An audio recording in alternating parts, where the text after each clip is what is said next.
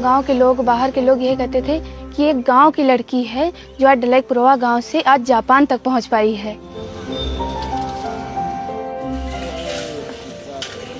मेरा नाम पूजा है। मैं उत्तर प्रदेश के बाराबंकी जिले के डलाईपुरवा गांव में रहने वाली हूं। सर, मैंने भूसा धूल पृथक्करण यंत्र बनाया था।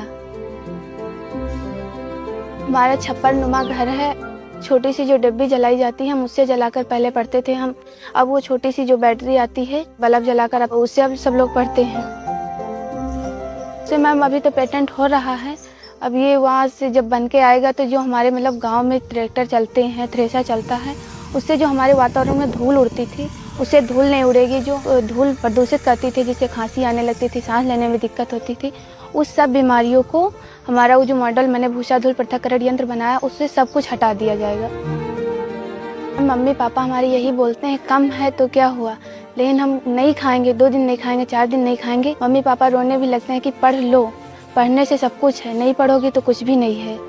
अभी तो हम यही सोच रहे हैं कि इंटर के बाद कोई ऐसा व्यवसाय कर ले कि जिससे हमारे घर का खर्चा भी चलता रहे, हम अपनी पढ़ाई भी करती रहें, कोई ऐसी जॉब हो जाए। सोचती कि कुछ हम बड़ा बन जाएं कि जिससे गांव के लोग जो हंसने वाले हैं, जो हर तरह की बातें हम लोगों को कहते रहते, उनको हम कुछ दिखा सकें। गांव के लोग, बाहर के लोग ये कहते थे कि एक गांव की लड़की है जो आज डलाईपुरवा गांव से आज जापान तक पहुंच पाई है।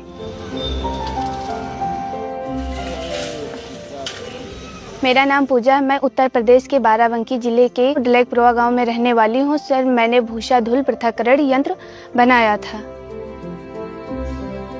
हमारा छप्पर नुमा घर है। छोटी सी जो डिब्बी जलाई जाती है, हम उससे जलाकर पहले पढ़ते थे हम। अब वो छोटी सी जो बैटरी आती है, बल्ब जलाकर, अब उससे अब सब लोग पढ़ते हैं। से मैम अभी तो पेटेंट हो रहा है।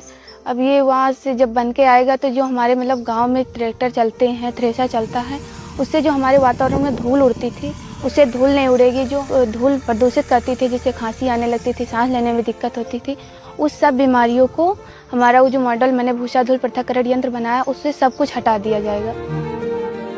मम्मी पापा हमारे यही बोलते हैं, कम है तो क्या हुआ, लेकिन हम नहीं खाएंगे, 2 दिन नहीं खाएंगे, 4 दिन नहीं खाएंगे। मम्मी पापा रोने भी लगते हैं कि पढ़ लो, पढ़ने से सब कुछ है, नहीं पढ़ोगी तो कुछ भी नहीं है। अभी तो हम यही सोच रहे हैं कि इंटर के बाद कोई ऐसा व्यवसाय कर ले कि जिससे हमारे घर का खर्चा भी चलता रहे, हम अपनी पढ़ाई भी करती रहें, कोई ऐसी जॉब हो जाए। सोचती कि कुछ हम बड़ा बन जाएं कि जिससे गांव के लोग जो हंसने वाले हैं, जो हर तरह की बातें हम लोगों को कहते रहते, उनको हम कुछ दिखा सकें।